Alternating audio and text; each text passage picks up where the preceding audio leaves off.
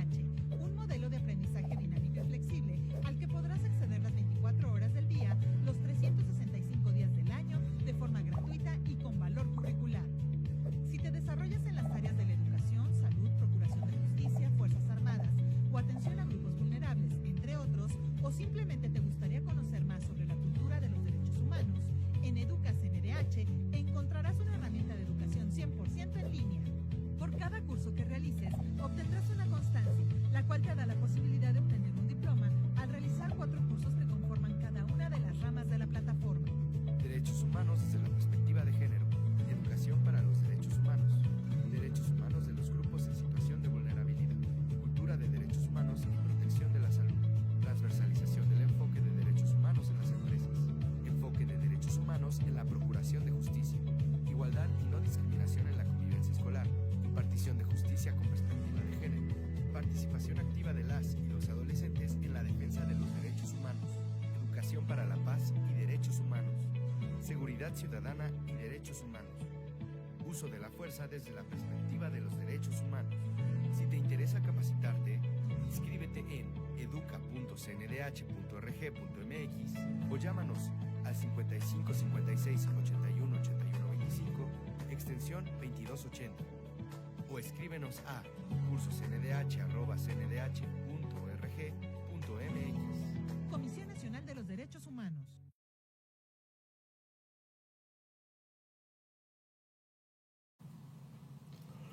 Muy buen día tengan todos ustedes.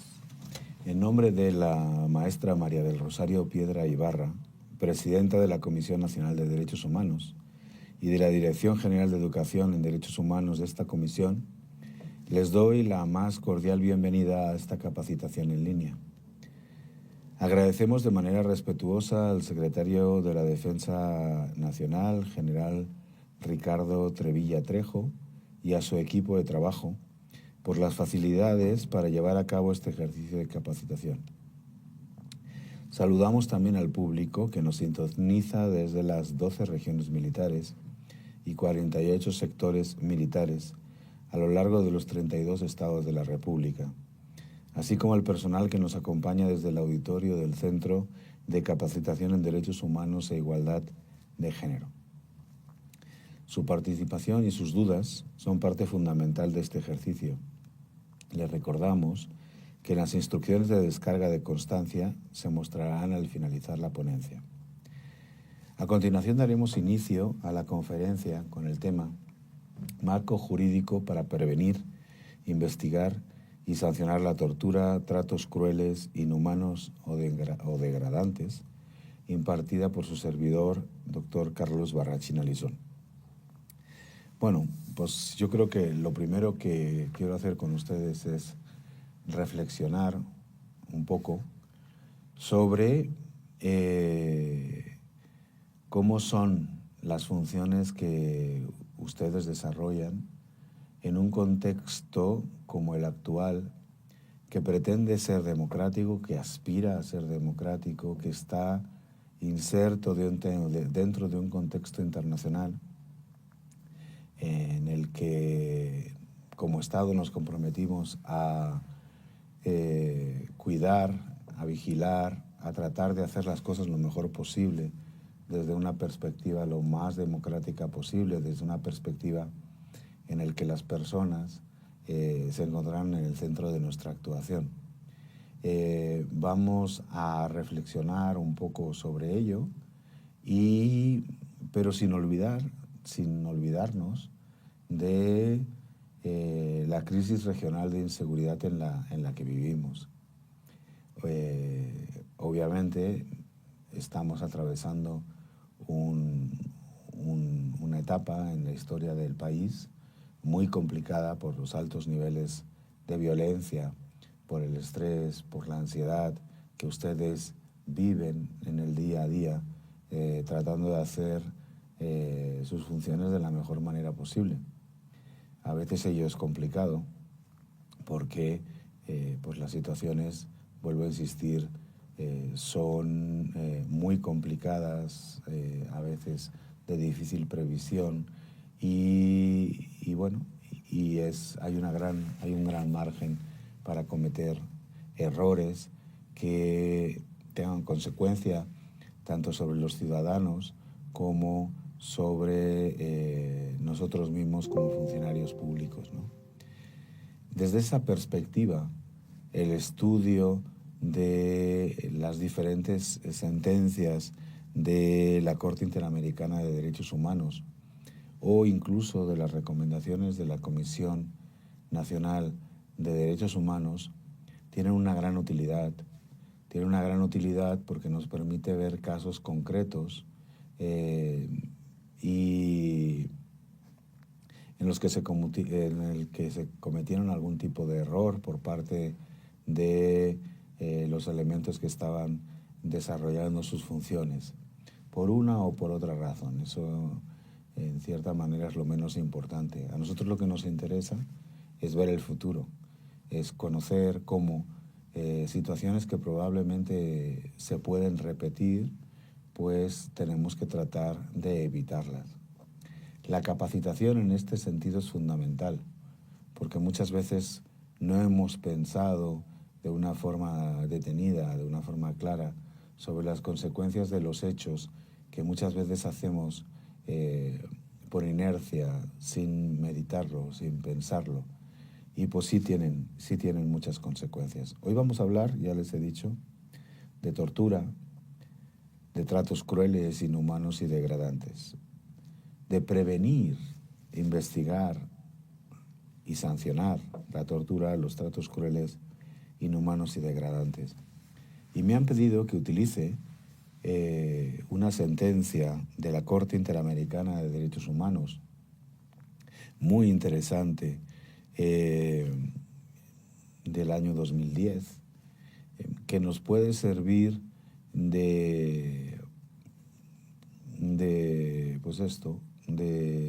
para reflexionar sobre hechos que a veces suceden y que no deben de suceder. Van a permitir que les lea dos documentos para que nos vayamos contextualizando en lo que les quiero comentar. Luego, posteriormente, les hablaré de esa crisis regional de inseguridad en la que México está instalada, que sin duda no podemos obviar, porque el mundo ideal no existe. Nosotros debemos de trabajar en relación al mundo que nos ha tocado vivir y tratar de hacer las cosas lo mejor posible. Y finalmente, les platicaré algunos aspectos generales sobre el concepto de tortura que llevó a que toda una serie de juristas, de médicos, de intelectuales crearan el Protocolo de Estambul, que es una herramienta que los gobiernos tienen para poder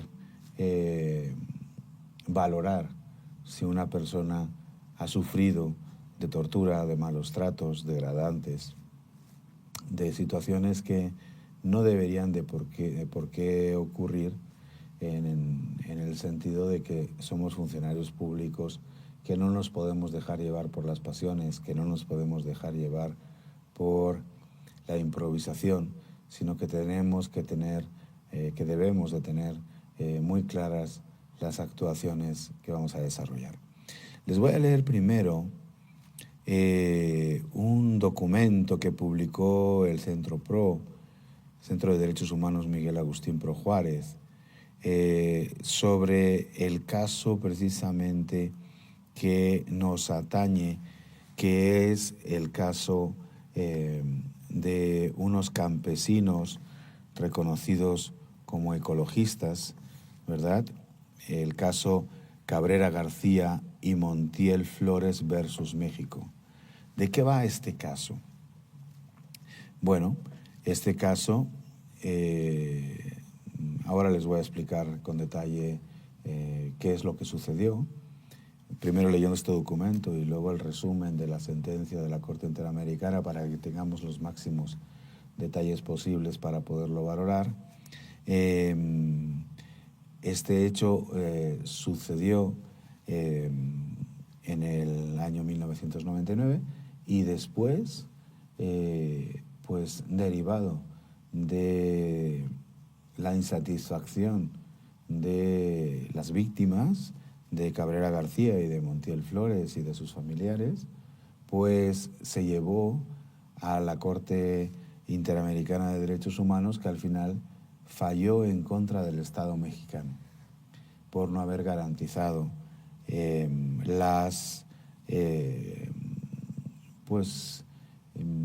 por no haber respondido de una forma adecuada a las quejas de estas personas. Entonces, fíjense lo que nuestras actuaciones diarias, cotidianas, pues puede llegarle a generar al Estado mexicano, en la lógica de que el Estado mexicano tiene firmados toda una serie de compromisos internacionales que le comprometen a desarrollar sus funciones de una forma determinada. Es por eso que la capacitación, les vuelvo a insistir, es tan importante. Bien.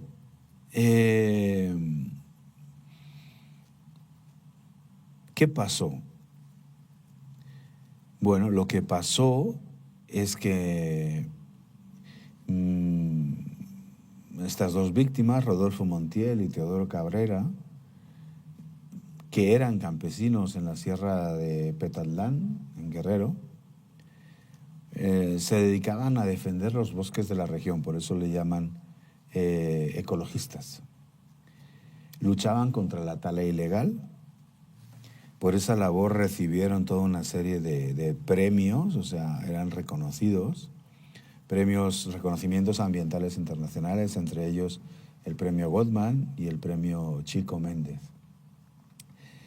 Desarrollaron un activismo pacífico, señala el Centro Pro, muy importante, con la Organización de Campesinos Ecologistas de la Sierra de Petatlán y Coyuca de Catalán. Estas dos personas eran fundadores de esta organización.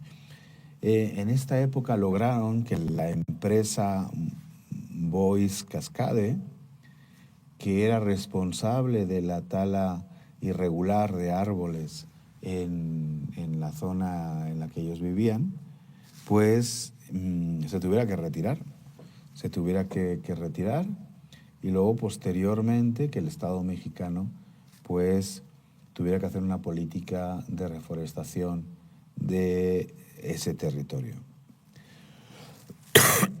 En 1999, en el contexto de un operativo militar que supuestamente estaba dirigido en contra del narcotráfico, Rodolfo y Teodoro fueron detenidos arbitrariamente, según reconoce la Corte Interamericana de Derechos Humanos, y fueron torturados por elementos del ejército mexicano.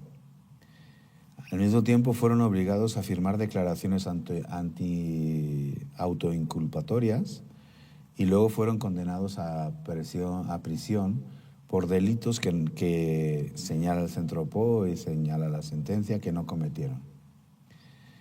Uno era el de portación de armas prohibidas y otro era el de cultivo de marihuana. El presidente Fox, recuerden, estamos hablando del año 99, dio orden de liberarlos en el año 2001, 2 años después de que esto pasara, por razones humanitarias debido a que eran personas mayores y tenían una salud precaria.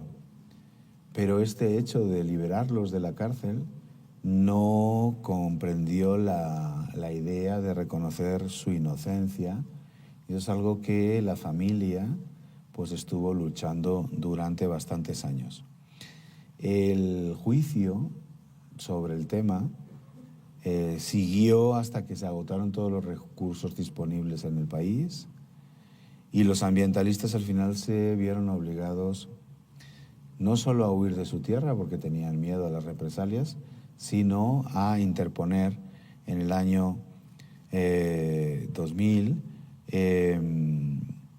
ante la Comisión Interamericana de Derechos Humanos, en el año 2001, su caso.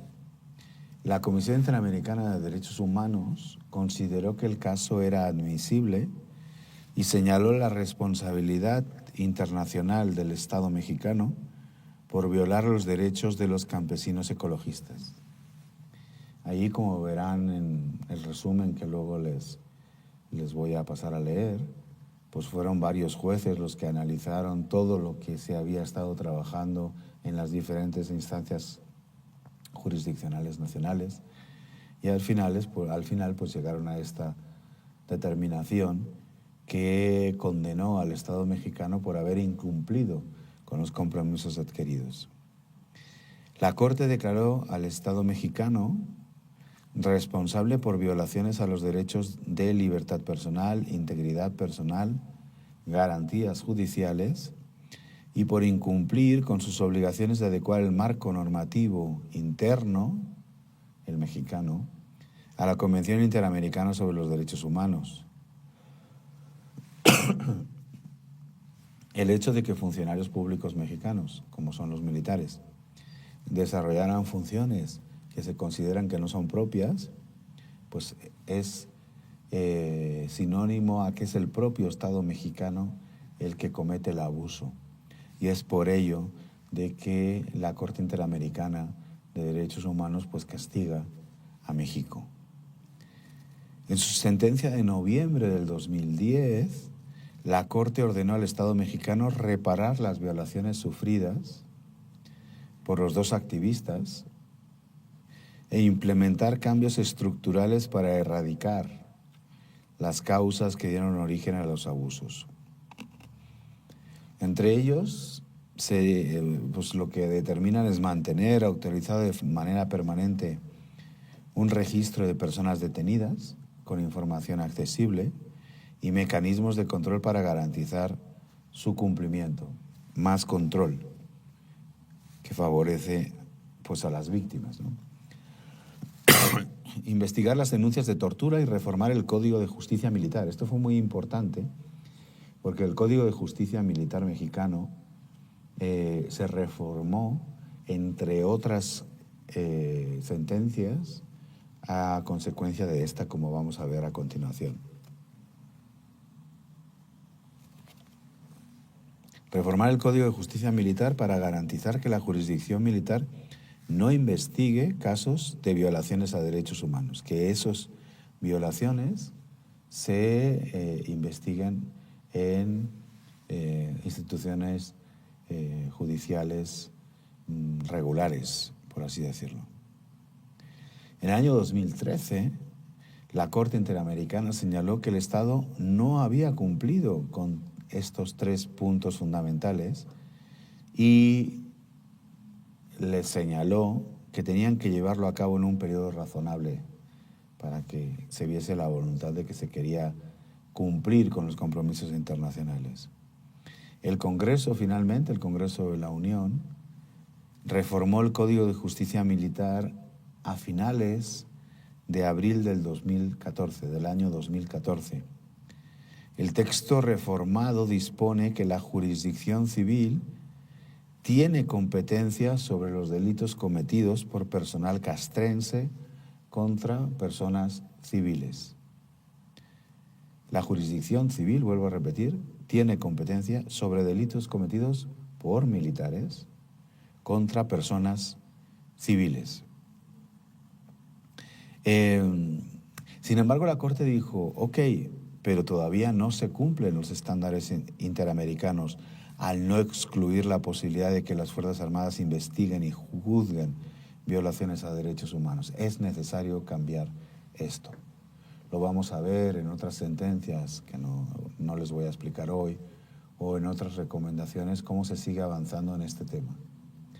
En cierta forma, los hechos que se reflejan en diferentes eventos como este ayudan a que los jueces, a que los magistrados pues traten de reflexionar sobre qué modelo de país queremos tener cuando aspiramos a vivir en un contexto, ya les digo, democrático. México, en ese sentido, firmó un montón de compromisos internacionales precisamente con ese objeto de que nos ayudaran como país a que pues poco a poco nuestra legislación interna se fuera adoptando a esos estándares internacionales que surgen sobre todo después de la Segunda Guerra Mundial, con esa idea de defender los derechos de las personas y que se van consolidando poco a poco en todo el ámbito internacional, en el ámbito mundial y, por supuesto, en el ámbito interamericano. De eso sirve el que pues se reflexione, se señale cuáles son las cosas que se deben de modificar y se obligue también desde la perspectiva de que el Estado-Nación receptor pues aceptó de buena forma al firmar estos compromisos internacionales que quería vivir según estas reglas. Es por eso tan importante, y perdón por la insistencia, el que realicemos todo este tipo de capacitaciones pues para irnos acostumbrando a realizar nuestras funciones, nuestras actuaciones de la forma más adecuada posible. Vuelvo a insistir lo que veremos después. Tenemos que pensar muy bien cómo realizar nuestras actividades porque estamos insertos en un contexto de crisis regional de inseguridad que hace que los índices de violencia que existen en México no existan en otras partes del mundo y que las Fuerzas Armadas hayan sido solicitadas por parte de las autoridades gubernamentales para que desarrollen un montón de funciones de gestión de la seguridad pública y de contacto con la ciudadanía de una forma recurrente. Es por esa razón que debemos de saber cómo hacerlo para que no incurramos en delitos, por una parte, ni en sanciones para el Estado mexicano, por otra.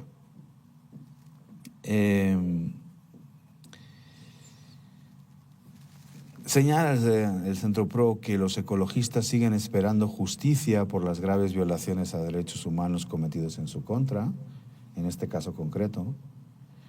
Lograron un avance en la defensa del medio ambiente, que era lo que a ellos les preocupaba. Era una asociación organizada, probablemente, probablemente afectaron los intereses de esa empresa a la que le impidieron talar el bosque de una forma ilegal. Probablemente hubo algún tipo de represalia por parte de esta empresa y algunas autoridades públicas pues se compraron el problema y utilizaron de una forma no adecuada la fuerza en contra de estas personas, incurriendo, como señala la Corte Interamericana de Derechos Humanos, incurriendo en actos de tortura y de lo que hoy en día se consideraría incluso una desaparición forzada transitoria. A raíz de la sentencia de la Corte, el Estado llevó un acto público de reconocimiento de responsabilidad. El Estado dice, es cierto, nos equivocamos, en el que Rodolfo Montiel solicitó que el Estado realizara un proyecto de reforestación en Petaldán, Guerrero. Así, la Secretaría de Medio Ambiente y Recursos Naturales, la Semarnat, llevó a cabo un acto inicial de un proyecto multianual de reforestación en la zona en julio del 2013. En este sentido, esta sentencia internacional ayudó a que las metas que habían estado persiguiendo estos activistas medioambientales pues tuvieran una repercusión positiva para su misión. La Suprema Corte de Justicia de la Nación, por otra parte, estableció ya hace tiempo que las sentencias de la Corte Interamericana de Derechos Humanos son de cumplimiento obligatorio para el Estado mexicano. Es más, la Corte se encontraba en el año 2016, que es el momento en el que Centro PRO redacta esta breve síntesis. Se encontraba sesionando en México por invitación del propio Estado mexicano. A pesar de ello, no es fácil el ir incorporando en el derecho interno, el ir adaptando en el derecho interno lo que varias de estas sentencias de la Corte Interamericana de Derechos Humanos le ha ido señalando al Estado. Los cambios son paulatinos. La capacitación de los funcionarios públicos también es paulatina. La vida se encuentra en un contexto de continuo cambio y eso es lo que debemos de entender, ¿no? Y dicen aquí, sin embargo, diversas sentencias de este organismo no han sido plenamente cumplidas por el Estado, sobre todo en lo referente al acceso a la justicia para las víctimas y medidas estructurales para transformar prácticas que generan violaciones a derechos humanos. Eso en las Fuerzas Armadas, sobre todo cuando se están relacionando con los ciudadanos en estas tareas que les encomiendan de seguridad pública, esto se debe de avanzar en ajustar los protocolos de actuación a muchas situaciones que suceden de forma cotidiana y que lamentablemente por improvisación o por lo que sea acaban incurriendo en problemas que a lo mejor pudieran ser solventadas, gestionadas de otra forma si se hubiera pensado en frío muchas de las actuaciones que se van a determinar. Bien, la idea de la Corte Interamericana de Derechos Humanos es que debe de fortalecerse la voluntad política de México para cumplir con las sentencias vinculantes del sistema interamericano, así como para erradicar la tortura en el país. Es por esa razón que la Comisión Nacional de Derechos Humanos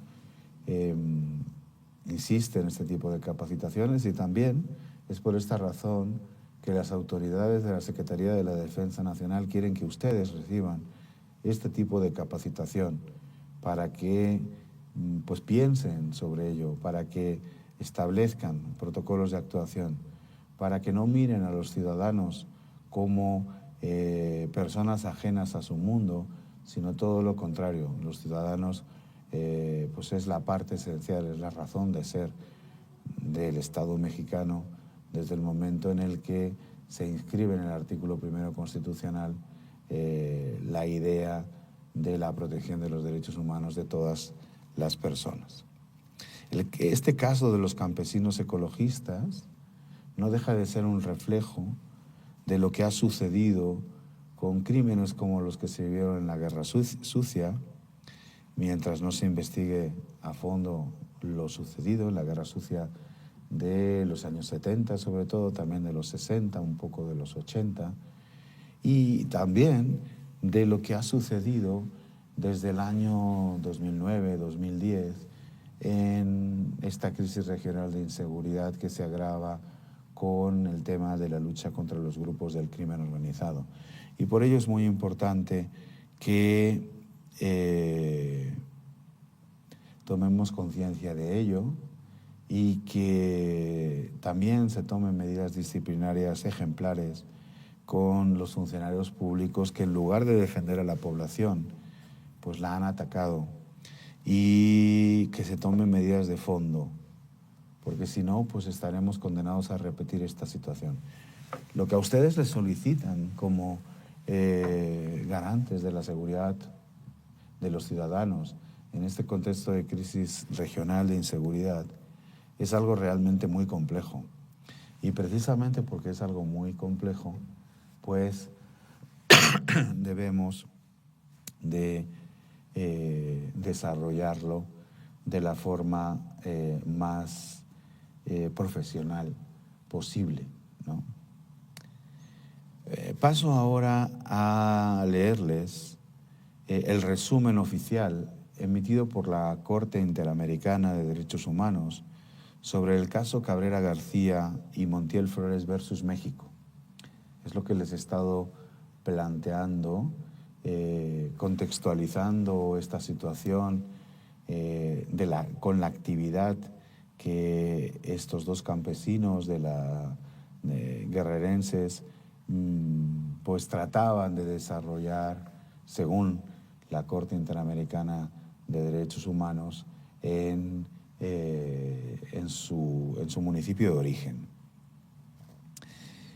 La sentencia de la Corte fue del 26 de noviembre del año 2010, justo en el momento en el que en México se están complicando mucho la situación derivado de los temas del crimen organizado, como ustedes recuerdan. El 26 de noviembre del 2010, la Corte Interamericana de Derechos Humanos declaró por unanimidad de todos sus jueces que el Estado de México resultó internacionalmente responsable por la violación de los derechos a la libertad personal, a la integridad personal. Fíjense que son derechos diferentes: libertad personal, integridad personal, garantías judiciales y protección judicial en perjuicio de los señores Teodoro Cabrera García y Rodolfo Montiel Flores, y por haber incumplido el deber de adoptar disposiciones de derecho interno, es decir, dentro de México, en lo que respecta a la jurisdicción penal militar. Ya les he dicho que para adaptarse a estándares internacionales que México ha firmado, que nadie nos está obligando a mantenernos en los mismos,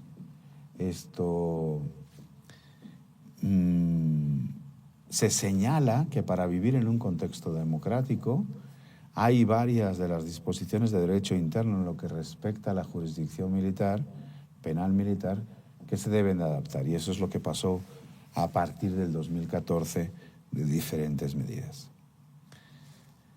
Entre los hechos que no se ponen en duda en el presente caso, dice la sentencia, cabe indicar que el 2 de mayo de 1999, el señor Montiel Flores se encontraba fuera de la casa del señor Cabrera García, junto con otras personas, en la comunidad de Pisotla. Esta comunidad se encuentra en el municipio de Ajuchitlán del Progreso, estado de Guerrero.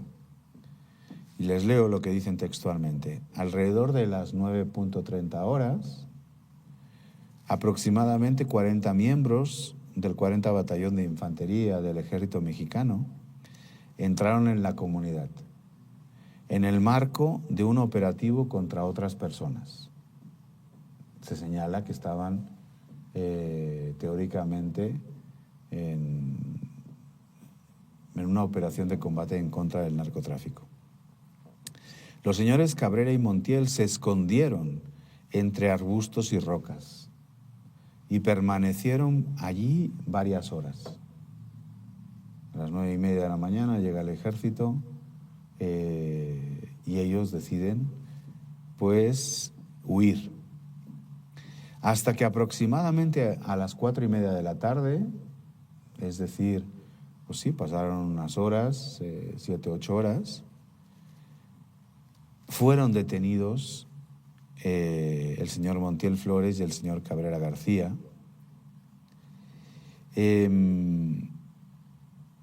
mantenidos en esa dicha condición de detención a orillas del río Pisotla hasta el día 4 de mayo de 1999, o sea, 3 días más o menos, desde el 2 de mayo hasta el 4 de mayo, estuvieron detenidos pues al lado de la ribera de este río, ¿no? Ese día, el 4 de mayo, pasado el mediodía, lo trasladaron en un helicóptero hasta las instalaciones del 40 Batallón de Infantería, ubicado en la ciudad de Altamirano, en el estado de Guerrero. Hasta ese momento, ya 5 de mayo, todavía no se ha entregado a las autoridades jurisdiccionales a estas dos personas, ¿ok? Y es en ese contexto en el que se señala que va a suceder toda una serie de casos de tortura, también de desaparición forzada transitoria, porque durante esos 3 días, o durante esos 4 días, pues la familia no tenía noticias de lo que estaba pasando con sus familiares. Posteriormente, ciertos miembros del ejército presentaron una denuncia penal en contra de los señores Cabrera y Montiel por la presunta comisión de los delitos de portación de armas de fuego del uso exclusivo de las fuerzas militares y por siembra de amapola y marihuana, lo cual daría sentido a ese operativo de narcotráfico, según el ejército mexicano en ese momento, y iniciaron pues, su respectiva investigación penal dentro del ámbito jurisdiccional militar. El 28 de agosto del año 2000, es decir, pues más de un año después, el juez quinto de distrito del 21º circuito en Coyuca de Catalán dictó sentencia mediante la cual condenó a pena privativa de libertad de 6 años y 8 meses de duración al señor Cabrera García y de 10 años al señor Montiel Flores, a los dos que habían sido detenidos. Esta decisión fue objetada, fue apelada a través de diversos recursos judiciales y se modificó parcialmente a su favor. En el año 2001, un año después, los señores Cabrera y Montiel fueron liberados para continuar cumpliendo la sanción que se les impuso en su domicilio debido a su estado de salud, porque eran pues, personas mayores de edad, ¿no? En cuanto a la libertad personal, en virtud de la jurisprudencia del tribunal, la Corte reiteró que los señores Cabrera y Montiel, ya se le he dicho, fueron afectados varios derechos. La Corte reiteró, la Corte Interamericana de Derechos Humanos, que los señores Cabrera y Montiel debieron de ser llevados ante el juez lo más pronto posible. Ello no ocurrió hasta 5 días después de la detención. ¿Qué pasó en todo ese periodo, no? Eso es algo a lo que nos arriesgamos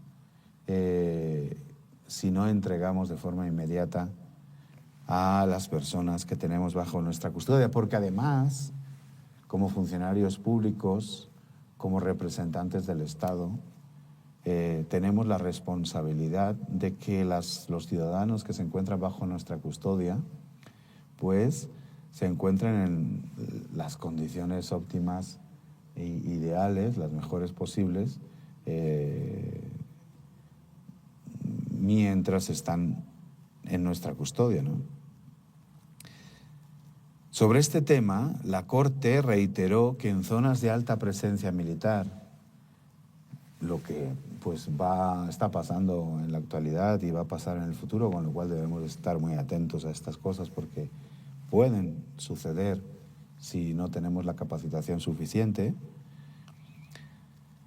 En zonas de alta presencia militar, donde los miembros de la institución militar asumen control de la seguridad interna, la remisión sin demora ante las autoridades judiciales cobra mayor importancia a fin de minimizar cualquier riesgo, es lo que les estaba comentando, de violación a los derechos de una persona. En consecuencia, la Corte declaró la violación del artículo 7.5 de la Convención Americana.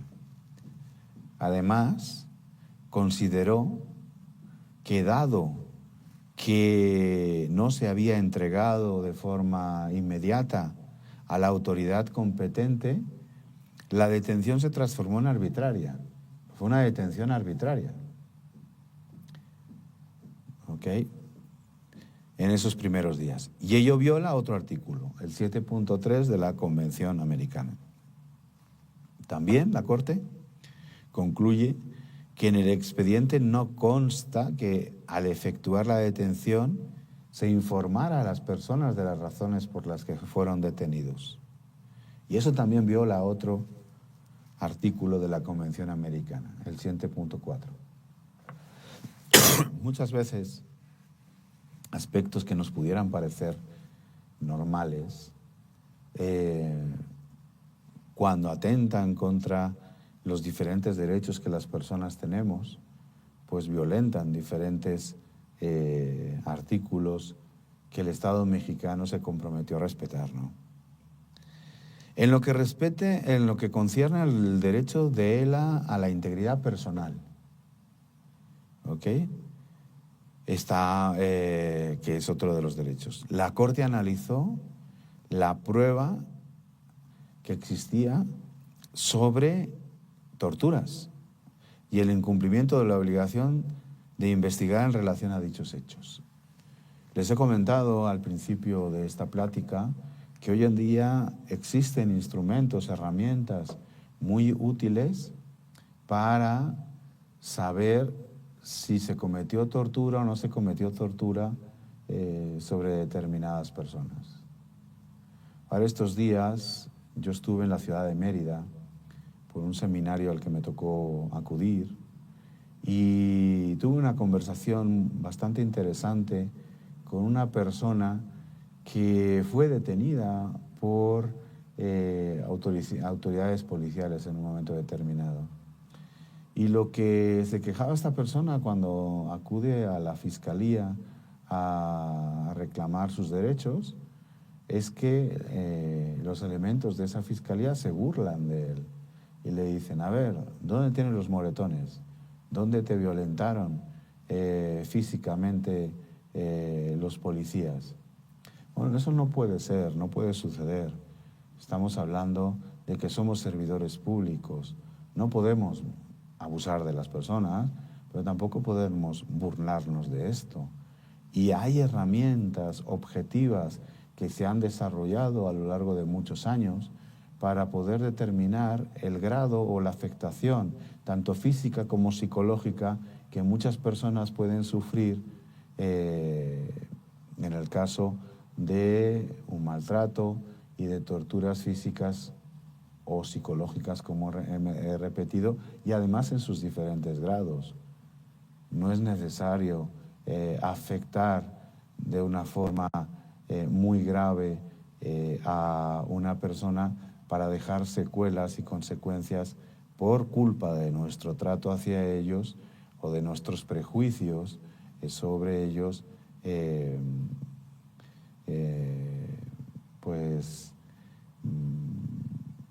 en ese trato que deberíamos de manejar de una forma muy profesional. Les pongo ese ejemplo de esta persona que me comentaba que se había sentido humillada por las autoridades de la Fiscalía de Yucatán, esto en el sentido de que son cosas que debemos de evitar. ¿Qué gana un funcionario público humillando a un ciudadano que ha sido maltratado o que dice que ha sido maltratado por autoridades públicas? En todo caso, serán las pruebas que se pueden conseguir o serán los que se encarguen de juzgar a esas personas los que determinarán el grado de afectación que una persona sufre o no. Y esto es lo que les van a decir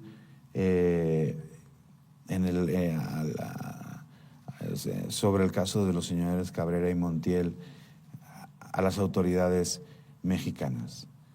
En lo que concierne al derecho a la integridad personal, la Corte analiza las pruebas sobre las torturas a las que señalan Cabrera y Montiel que fueron sometidos.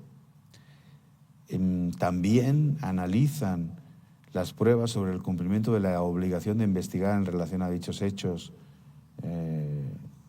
de lo que realizaron las autoridades mexicanas, y determina el tribunal que del análisis de las declaraciones de los señores Cabrera y Montiel en el transcurso del proceso penal, en términos generales, consta que se denunciaron jalones en los testículos, uno de ellos, toques eléctricos, un segundo, golpes en distintas partes del cuerpo, como los hombros, el abdomen y la cabeza.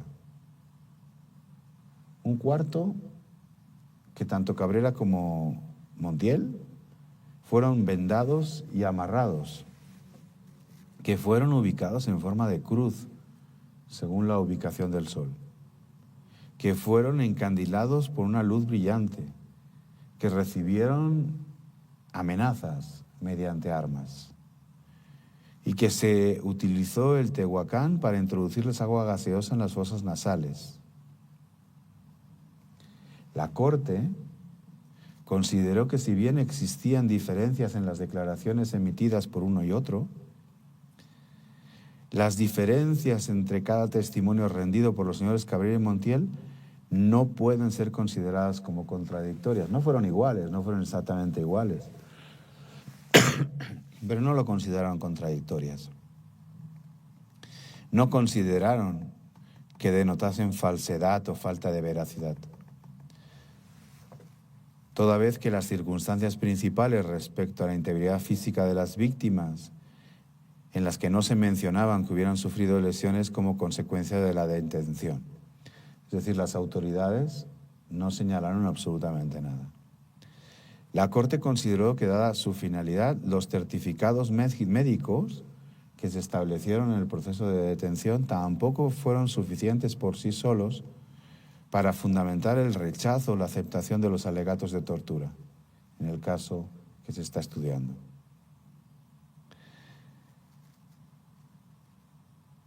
La Corte resaltó que existían ciertos certificados médicos, como uno emitido el 15 de mayo de 1999, es decir, 10 días después de que se llevan los detenidos a la unidad militar, en la cual se dejó constancia de la presencia de hematomas que presuntamente habían sido el resultado de los golpes recibidos por los señores Cabrera y Montiel durante su detención.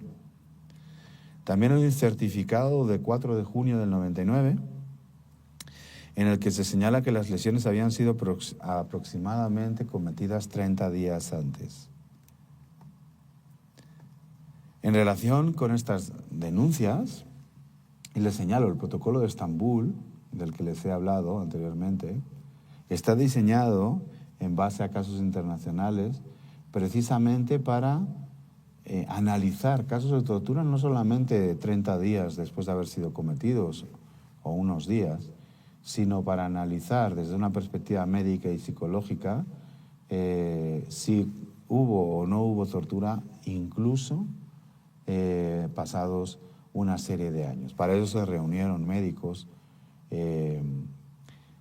psicólogos, psiquiatras, profesionales de la salud, forenses, para, en base a su gran experiencia en diferentes partes del mundo, ya les digo, señalar qué indicios son los que se pueden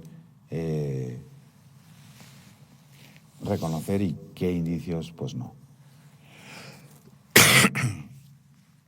Entonces dice que la Corte encontró que si bien en dicho proceso los tribunales internos valoraron y estudiaron los certificados médicos y los peritajes con el fin de confirmar las torturas que fueron denunciadas, el proceso poseía un objeto distinto al de investigar los presuntos responsables de la denuncia. Es decir, no se investigó a los militares, porque lo que se estaba era juzgando la idea de que los señores Cabrera y Montiel pues sembraban amapola y marihuana y que estaban en posesión de armas de uso exclusivo del ejército, ¿no?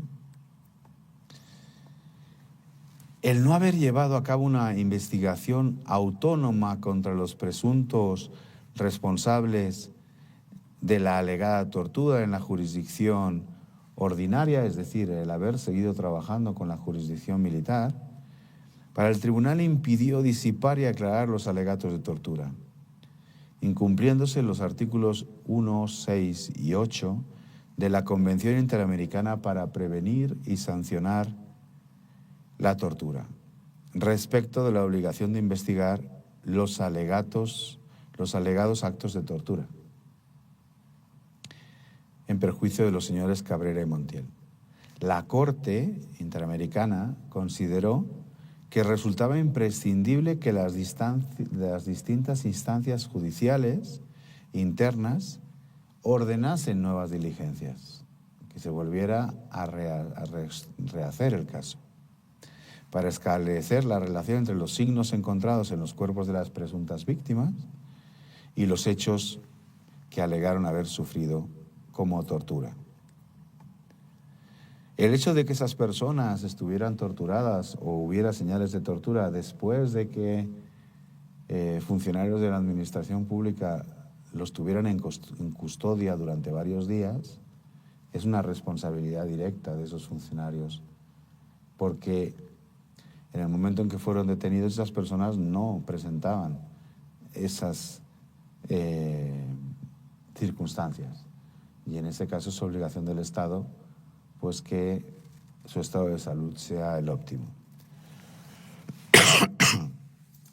Finalmente, el tribunal señaló que si bien la falta de una investigación dirigida contra los presuntos responsables de la violación a la integridad personal limita la posibilidad, porque no se hizo en un primer momento, de concluir sobre los alegatos de la presunta tortura, la jurisprudencia del tribunal ha señalado que el Estado es responsable, y es lo que les estaba comentando, en su condición de garante de los derechos consagrados en la Convención, ¿okay?, de la observancia del derecho a la integridad personal de todo individuo que se halla bajo su custodia. Siempre que una persona es detenida en un estado de salud normal y posteriormente aparece como afectaciones a su salud, corresponde al Estado proveer una explicación creíble de esa situación. Recuerdo en una de las capacitaciones que tuvimos en la Marina que un capitán de navío nos comentaba que en una ocasión detuvieron a unas personas en alta mar y de repente pues recibe una llamada 2 o 3 días después por parte de sus autoridades y le dicen: oiga, hay una persona que ha aparecido golpeada, tiene signos de haber sido golpeado. ¿Qué pasó, capitán, no? Porque pues estaba bajo tu responsabilidad. Resulta que las autoridades, ese capitán había tenido la previsión de grabar toda la situación de esos detenidos a lo largo de toda su presencia en el buque. Y en la grabación se ve con claridad cómo en el momento de ingresar al buque, en un movimiento de la mar o lo que fuera, la persona que es detenida se golpea accidentalmente contra el barco. Entonces, gracias a esa grabación, pudieron demostrar que no había sido torturado, pero es responsabilidad de ese capitán de navío el entregar a esa persona detenida, a no ser que haya una situación excepcional que puedas demostrar, como en este caso se demostró, que pues haya sufrido algún tipo de afectación, ¿no?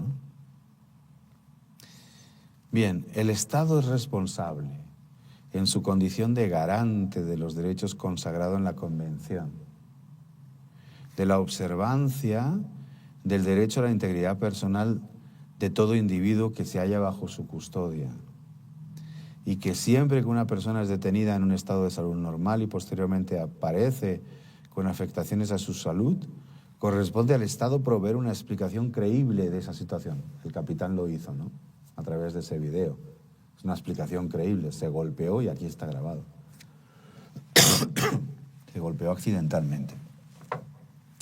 En consecuencia, existe la presunción de considerar responsable al Estado por las lecciones que exhibe una persona que ha estado bajo la custodia de agentes estatales. En dicho supuesto, recae en el Estado, dice la Corte Interamericana, la obligación de proveer una explicación satisfactoria y convincente de lo sucedido y desvirtuar las alegaciones sobre su responsabilidad. Es decir, si realmente yo no he cometido un abuso en contra de esa persona, pues tengo que mostrarlo mediante elementos probatorios adecuados. Teniendo en cuenta lo anterior, la Corte resaltó que de la prueba aportada en el caso, en el de Cabrera y Montiel, es posible concluir que se verificaron tratos crueles, inhumanos y degradantes en contra de los señores Cabrera y Montiel, es decir, hubo tortura. Y sucedió en el momento en el que existía la custodia por parte de las autoridades. En este caso se demostró por un peritaje médico que señala que hay moretones y por otro posterior que explica con más detalle la situación, pero probablemente, si fueron lo suficientemente permanentes, por así decirlo, el protocolo de Estambul y el análisis que los médicos y los psicólogos realizaran a las dos víctimas, pues también lo habría determinado. Entonces, se verificaron tratos crueles, inhumanos y degradantes en violación al derecho a la integridad personal, consagrando en los artículos 5.1 y 5.2 en relación con el artículo 1.1 de la Convención Americana. En relación a las garantías judiciales, y ya les digo, esta sentencia de la Corte Interamericana de Derechos Humanos tuvo consecuencias importantes para todo lo que es el Código Penal Militar. En relación a las garantías jurisdiccionales, la Corte consideró que los tratos crueles sufridos por las víctimas proyectaron sus efectos en las primeras declaraciones rendidas ante el Ministerio Público, así como a la primera declaración ante el juez, en las que confesaron haber sido cometidos algunos delitos que se les imputaban. Por tanto, la Corte concluyó que los tribunales que llevaron a cabo el proceso penal en contra de los señores Cabrera y Montiel, en todas las etapas del proceso, debieron excluir totalmente las confesiones rendidas por esto. ¿Por qué? Porque fueron obtenidas después de ser torturados. En los principios Méndez se señala con claridad, desde una perspectiva científica, que el hecho de obtener declaraciones mediante la tortura no solo es irregular y afecta a los derechos humanos, sino que además no garantiza que la verdad sea extraída a fuerza de la violencia. Expertos internacionales se dedicaron a estudiar esa situación y llegaron a esa conclusión. Entonces, la Corte concluyó que los tribunales que llevaron a cabo el proceso penal en contra de los señores Cabrera y Montiel debieron excluir las confesiones obtenidas después de la tortura, por cuanto la existencia de tratos crueles e inhumanos inhabilitaba el uso probatorio de dichas evidencias. No pueden probar nada porque fueron obtenidos por la fuerza. Lo anterior generó la violación del artículo 8.3 en relación con el artículo 1.1 de la Convención Americana. Por otra parte, el tribunal consideró que no existió violación del derecho a la defensa y del principio de presunción de inocencia. El tribunal que había estado sometido a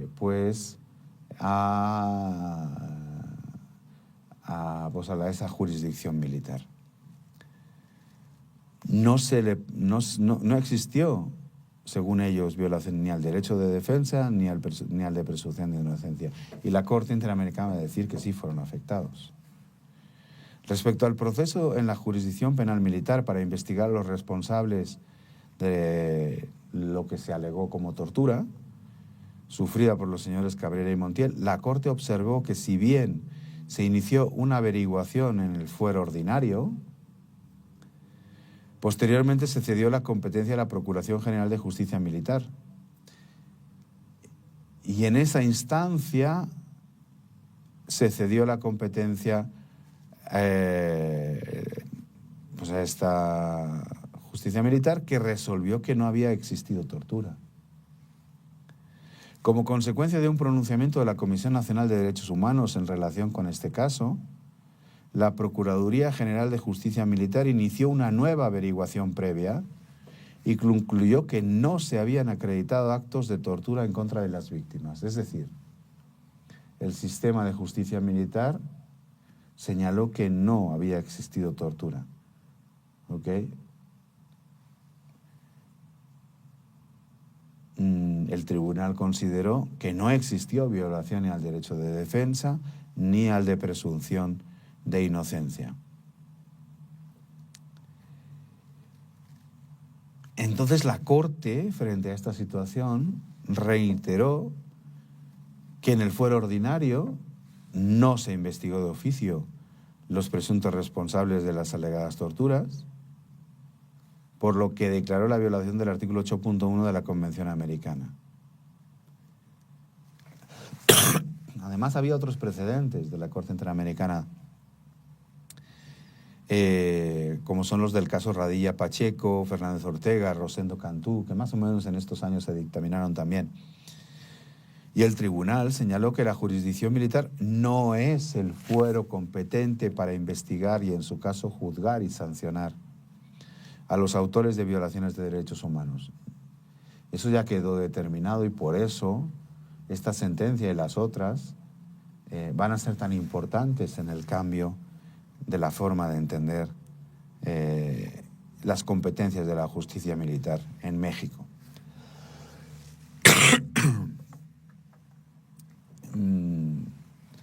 El tribunal señaló que la jurisdicción militar no es el fuero competente para investigar y, en su caso, juzgar y sancionar a los autores de violaciones de derechos humanos, sino que el procesamiento de los responsables corresponde siempre a la justicia ordinaria. ¿Okay? Y esa conclusión aplica no solo a los casos de tortura, desaparición forzada y violación sexual, sino a todas las violaciones de derechos humanos.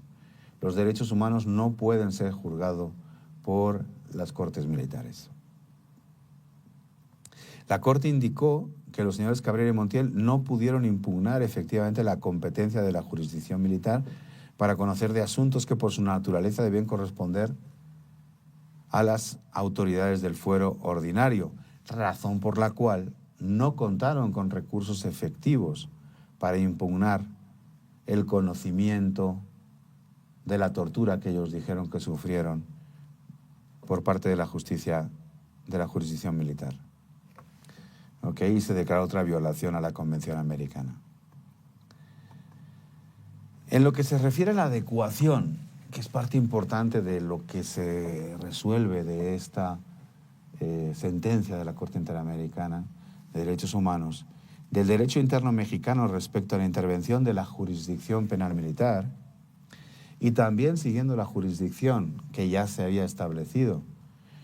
En los casos de Radilla Pacheco, Fernández Ortega y Rosendo Cantú, el tribunal señaló que ya el artículo 57 del Código de Justicia Militar opera como una regla y no como una excepción.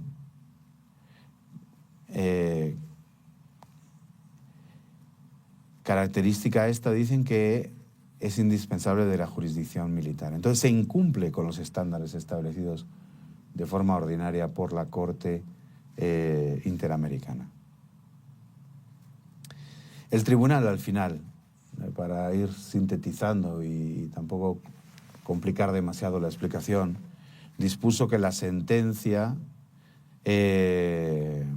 constituye una forma de reparación y ordenó al Estado que debía de conducir eficazmente la investigación penal de los hechos, ¿verdad? En general, todo lo que tiene que ver con las responsabilidades de los actos de tortura. ¿Okay? Para que se determinen las responsabilidades penales.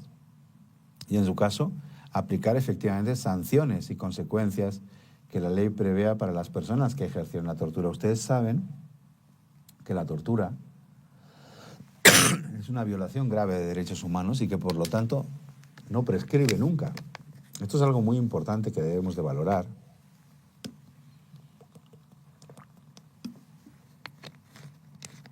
En el sentido de que en el caso de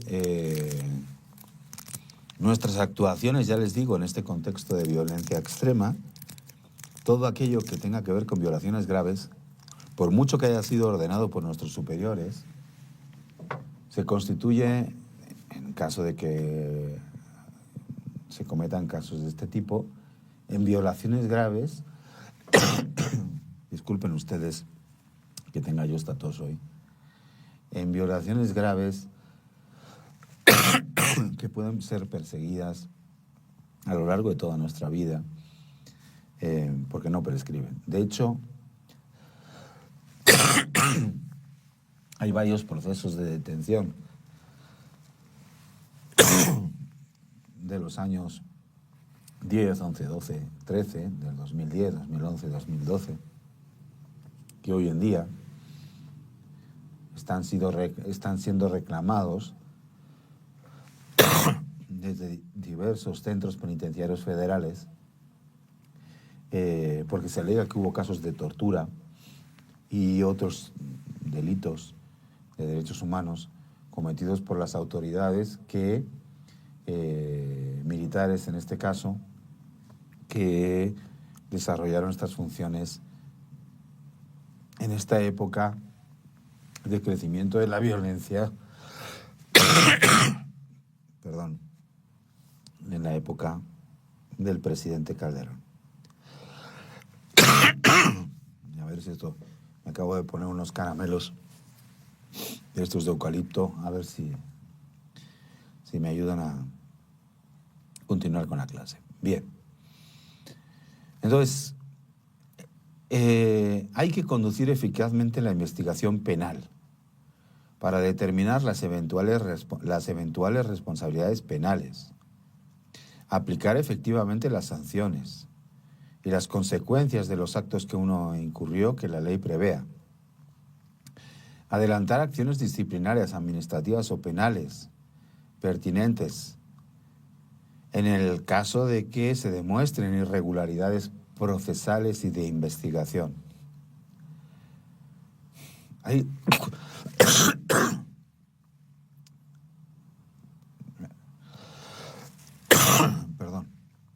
que otorgar por una sola vez a cada una de las víctimas una suma de reparación por concepto de tratamiento médico y psicológico especializado, así como por medicamentos y otros gastos conexos.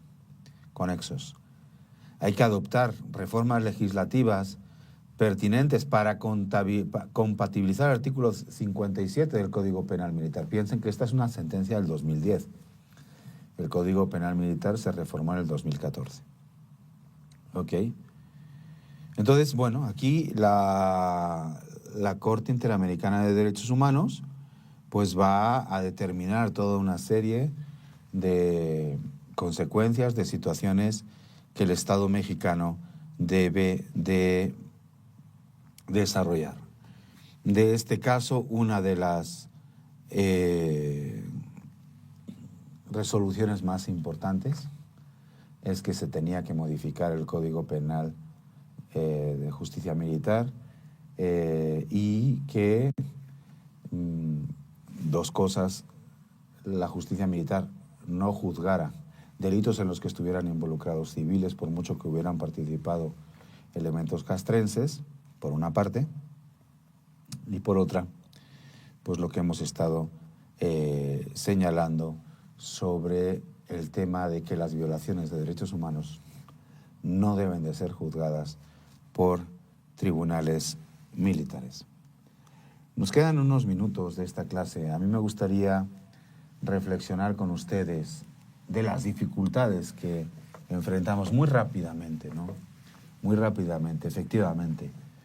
Ya les digo, la Corte Interamericana de Derechos Humanos responde a los tratados internacionales que México ha firmado, porque México aspira a vivir en un contexto democrático y México aspira a integrarse en la forma de hacer las cosas que internacionalmente se ha adoptado como lo óptimo. Es cierto que estamos insertos en una crisis regional de inseguridad que no tiene precedentes ni en México ni en otros lados. Entonces tenemos que pensarle mucho cómo gestionar la violencia extrema en un contexto que pretende ser democrático. El crecimiento del crimen organizado y en muchos casos la debilidad de los estados, de las entidades federativas, de los municipios frente a la amenaza desbordada, la debilidad de las instituciones policiales, el hecho de que los delitos de alto impacto hayan aumentado de forma dramática desde el año 2010 hasta la fecha. El contexto de debilidad institucional que sufrimos en muchos países de la región, no solamente en México. La corrupción, el desencanto ciudadano, son situaciones que abonan una situación de crisis que se inició a partir de los años 70, cuando el presidente Richard Nixon empieza a señalar en los Estados Unidos que el enemigo público número uno de los Estados Unidos eran las drogas. ¿Okay? Ustedes recordarán que en 1973 se crea la DEA y que luego el presidente Bill Clinton impulsa el Plan Colombia y el presidente Bush y el presidente Calderón impulsan la iniciativa Mérida aquí en México. En 1989 el presidente Bush padre le declara la guerra a las drogas, igual que su hijo le declara la guerra al terrorismo después de la caída de las Torres Gemelas. Y va a ser desde que se empieza a luchar contra los grupos del crimen organizado que hacían llegar las drogas a los Estados Unidos a través del Caribe, y el relativo éxito de esa política, que el territorio mexicano y el territorio centroamericano van a ser utilizados por los grupos del crimen organizado para llevar todo ese tipo de comercio ilegal hacia los Estados Unidos. Los Estados Unidos van a utilizar diferentes estrategias para luchar contra los grupos del crimen organizado, y los grupos del crimen organizado se van a dividir y se van a pelear entre ellos. Y nos vamos a encontrar en México con diferentes escenarios en los que en algunos sitios vamos a tener gran presencia del Estado, gran presencia del crimen organizado y muchos muertos. En otros escenarios vamos a tener, como en las zonas rurales de Michoacán, de Guerrero, del estado de Morelos, una presencia relativa, pequeña, del Estado, una gran presencia del crimen organizado, y la lucha de los grupos del crimen organizado va a desatar una gran violencia. Pero también nos vamos a encontrar con zonas en las que experimentamos poca presencia del Estado, mucha del crimen organizado, y no una gran violencia directa de homicidios, pero en la que, sin embargo, los grupos del crimen organizado van a controlar el territorio. Ahí es en donde van a desaparecer muchas más personas, ¿no? El caso de Tamaulipas, de Veracruz, del sureste mexicano, reflejan estas situaciones. ¿Cómo se gestiona la violencia extrema en un contexto que pretende ser democrático? Esta es la pregunta que nos debemos de hacer. ¿Cuál debe de ser la respuesta de los funcionarios públicos y del Estado? ¿Cómo preservar los derechos humanos? ¿Qué es lo que aspiramos a vivir? Los derechos humanos no son el enemigo de las Fuerzas Armadas. Es la forma como el Estado aspira a vivir y como nos hemos integrado dentro de esta comunidad internacional. Lo que pasa es que nuestra situación es muy compleja. Los homicidios en México no hay forma de que desciendan. Las tasas de homicidio y los desaparecidos tampoco. Fíjense que los desaparecidos tienen una tendencia al alza. Son Jalisco, Tamaulipas, el Estado de México, Veracruz, Nuevo León, Sinaloa, las entidades federativas donde más personas desaparecen. ¿Ok? Y a niveles de tasas por 100.000, pues tenemos unas tasas por 100.000, sea la fuente del Secretariado Ejecutivo del Sistema Nacional de Seguridad Pública, sea el Instituto Nacional de Geografía y Estadística, los que lo midan, el INEGI, las tasas son muy superiores al 10 por 100.000 que recomienda Naciones Unidas, o como señala la Organización Mundial de la Salud, como la tasa de violencia epidémica en el mundo, ¿no? Bien, para ir concluyendo, porque nos quedan escasos 15 minutos. Digo, las tasas de homicidio en México son impresionantes. Mira, estas son las últimas tasas en homicidios por 100.000. Hay una estabilidad relativa de las principales entidades mexicanas en relación a la violencia del año 2018 al año 2024, ¿no? Bien. En relación a esto, pues ustedes tienen que desarrollar toda una serie de funciones. La capacitación del día de hoy básicamente trata sobre prevenir, investigar, sancionar la tortura, tratos crueles, inhumanos y degradantes. No podemos dejar de lado, como les he dicho, este contexto de violencia en el que estamos insertos, ¿no? Porque eso es lo que nos condiciona en nuestro actuar. Pero tampoco podemos dejar de lado lo que les he estado comentando, las consecuencias que tiene nuestra actuación, tanto para nosotros como funcionarios públicos, como para las víctimas, como para el propio Estado mexicano, que está siendo de forma recurrente siendo condenado por la Corte Interamericana de Derechos Humanos por los tratados que el Estado mexicano ha firmado en el sentido de ¿y cómo quiero yo que las cosas se hagan, ¿no? ¿Qué entendemos por tortura? La tortura y otros tratos o penas crueles, inhumanos o degradantes están prohibidos según el derecho internacional. Su prohibición es una norma de derecho internacional que proviene de la costumbre, que es vinculante para todos los estados, sean o no sean parte de los tratados concretos que la contienen. La prohibición de la tortura se considera una norma de jus cogens, de consuetudinaria, basada en la costumbre. Es una prohibición absoluta, no se puede torturar. Y nosotros como funcionarios públicos tenemos que cuidar a las personas que están bajo nuestra custodia en el periodo en el que estén bajo nuestra custodia. Es una prohibición absoluta, no puede ser objeto de limitación ni suspenderse, independientemente de las situaciones complejas a las que tengamos que enfrentar.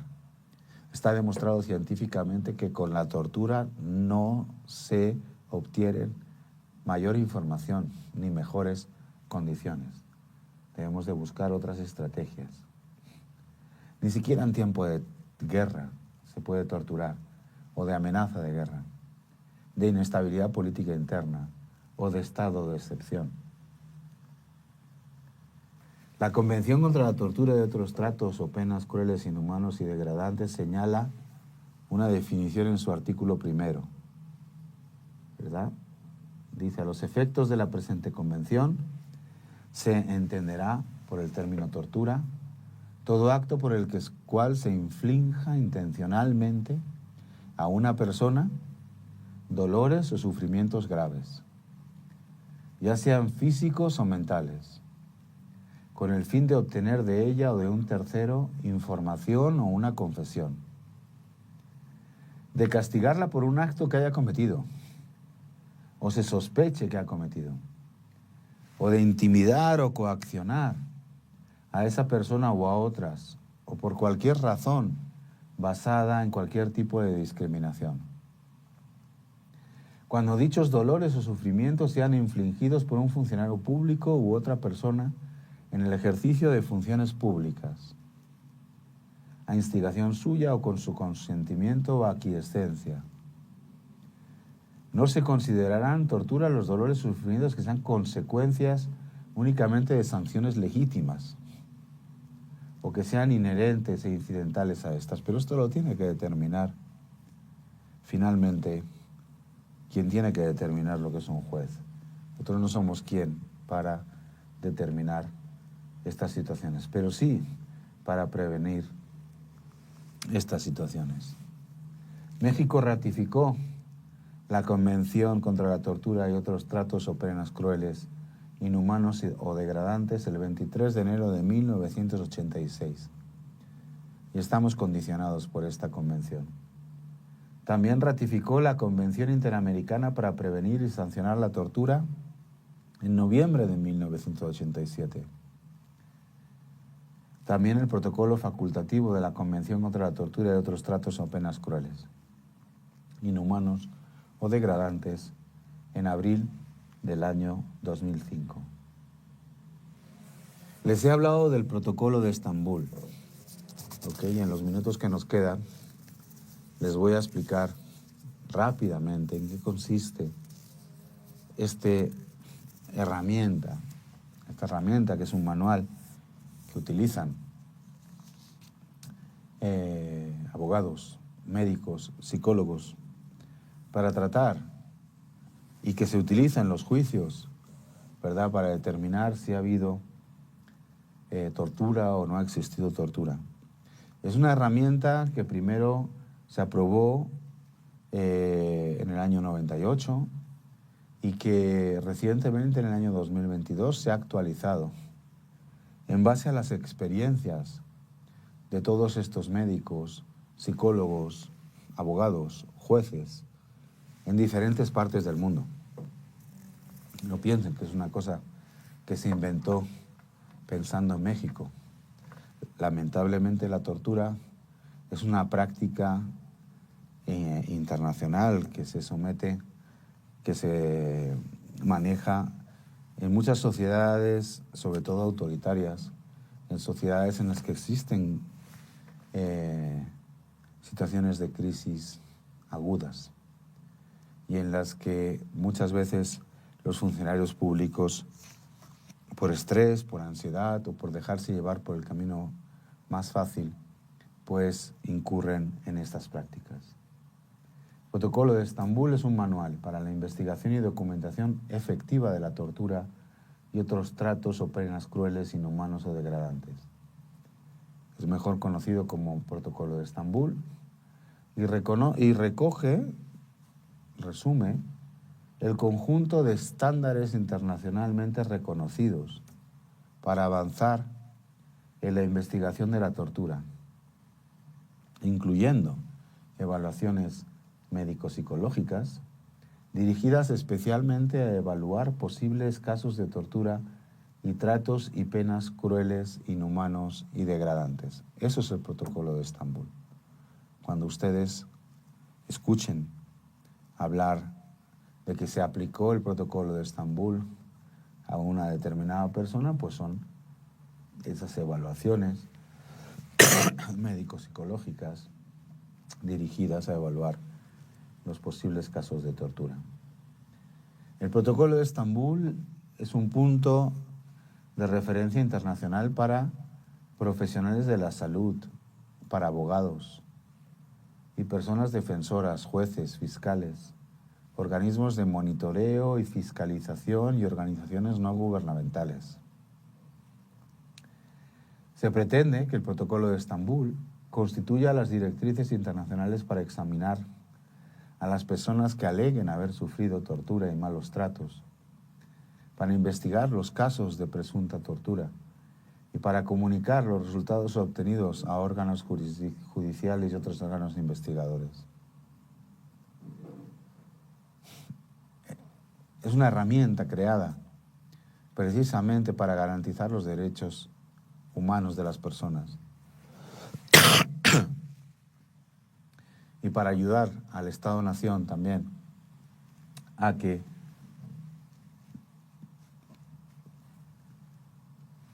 todo este tipo de gestión de la violencia se desarrolle de la forma más humana posible, por muy difícil que pueda sonarles, que lo es.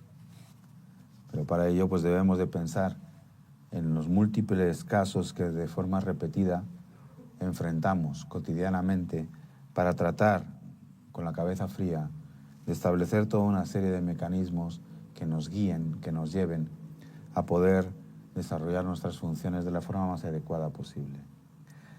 La Ley General para prevenir, investigar y sancionar la tortura y otros tratos, penas o crueles, inhumanos o degradantes del año 2017, reformada en el 2022, estipula que los dictámenes médicos psicológicos deben de seguir lo estipulado en el Protocolo de Estambul, es decir, lo que se señala dentro del Protocolo de Estambul está dentro del derecho interno mexicano.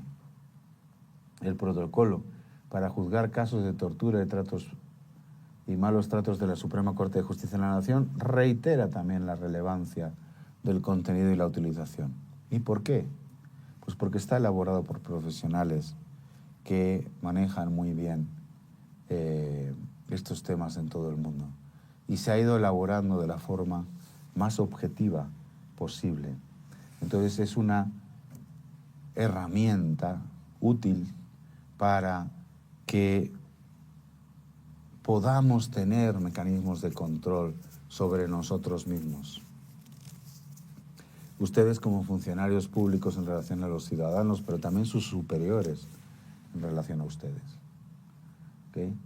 El uso excesivo, innecesario o arbitrario de la fuerza puede constituir una grave violación a los derechos humanos. Y esto lo tenemos que ser conscientes de ellos precisamente por las misiones que nos están encomendando. Especialmente en relación con la prohibición absoluta de la tortura y otros tratos o penas crueles, inhumanos o degradantes y el derecho a la vida. Las personas defensoras en el marco de la justicia penal están llamados a utilizar los criterios contenidos en el Protocolo de Estambul y a evaluar la legalidad del uso de la fuerza por parte de las autoridades para garantizar una defensa técnica de calidad,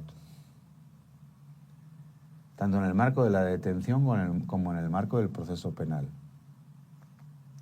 ¿Okay? Las personas defensoras en el marco de justicia penal tienen que utilizar los criterios que se contienen en el Protocolo de Estambul. Ustedes tienen que conocer el Protocolo de Estambul, que se encuentra en Internet.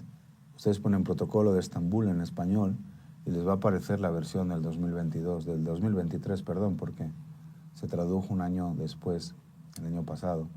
Bueno, el año 2024, salió el año pasado, más o menos en febrero o mayo, esto publicado en español. Entonces ya lo tienen ustedes disponible en Internet de forma gratuita. El Protocolo de Estambul contribuye a que los estados utilicen uno de los medios fundamentales para la protección de los individuos contra la tortura. ¿Cuál es ese medio? Una documentación eficaz. Ustedes tienen que documentar todo, ya sea con video, ya sea con fotografías, ya sea con las herramientas que les sean a ustedes útiles. La documentación les va a proteger a ustedes, pero también va a sacar a la luz las pruebas de torturas y malos tratos en el caso de que hayan sido cometidos. De manera que se pueda exigir a los torturadores que den cuenta de sus actos. Los torturadores no dejan de ser funcionarios públicos que no cumplieron bien sus funciones, que no se apegaron a la ley, que no se apegaron a lo que se esperaba de ellos. Esto no quiere decir que nos tengamos que cruzar de brazos. Significa que tenemos que hacer cumplir la ley, pero sin organizar problemas mayores, pensando bien en lo que hacemos.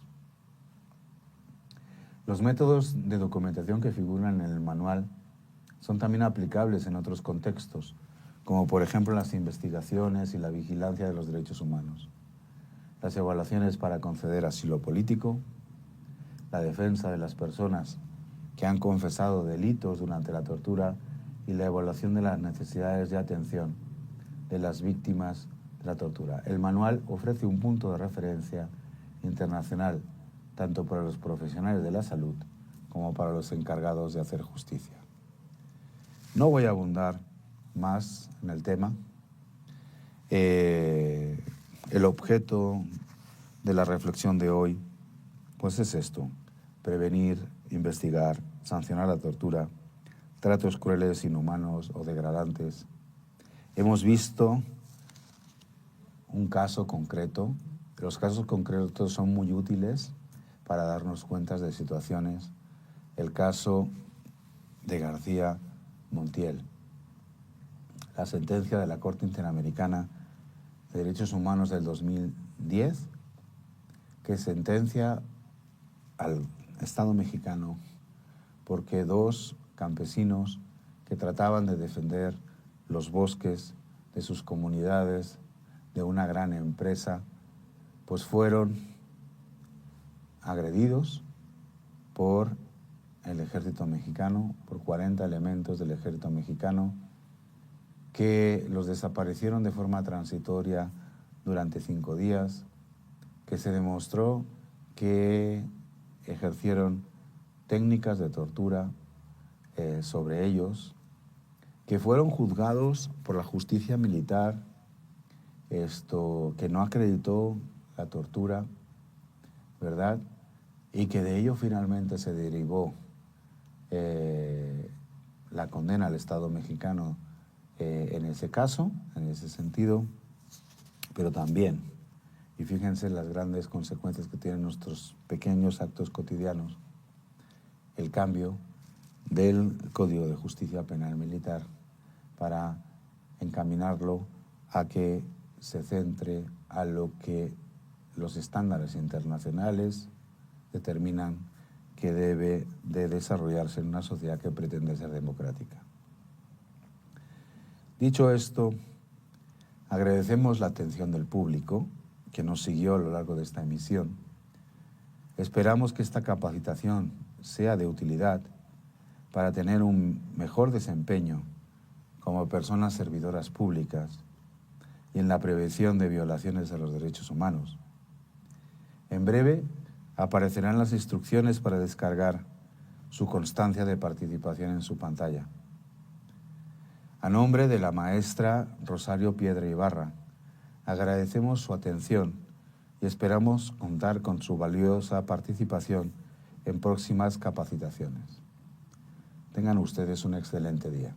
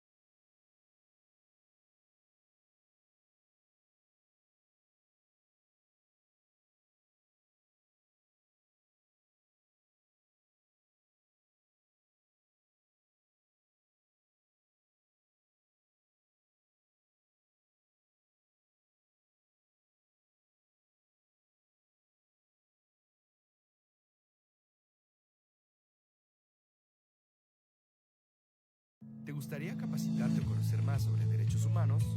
Inscríbete en nuestra plataforma Educa CNDH, un modelo de aprendizaje dinámico y flexible al que podrás acceder las 24 horas del día, los 365 días del año, de forma gratuita y con valor curricular. Si te desarrollas en las áreas de la educación, salud, procuración de justicia, Fuerzas Armadas o atención a grupos vulnerables, entre otros, o simplemente te gustaría conocer más sobre la cultura de los derechos humanos, en Educa CNDH encontrarás una herramienta de educación 100% en línea. Por cada curso que realices, obtendrás una constancia, la cual te da la posibilidad de obtener un diploma al realizar 4 cursos que conforman cada una de las ramas de la plataforma. Derechos humanos desde la perspectiva de género. Educación para los derechos humanos. Derechos humanos de los grupos en situación de vulnerabilidad. Cultura de derechos humanos y protección de la salud. Transversalización del enfoque de derechos humanos en las empresas. Enfoque de derechos humanos en la procuración de justicia. Igualdad y no discriminación en la convivencia escolar. Impartición de justicia con perspectiva de género. Participación activa de las y los adolescentes en la defensa de los derechos humanos. Educación para la paz y derechos humanos. Seguridad ciudadana y derechos humanos. Uso de la fuerza desde la perspectiva de los derechos humanos.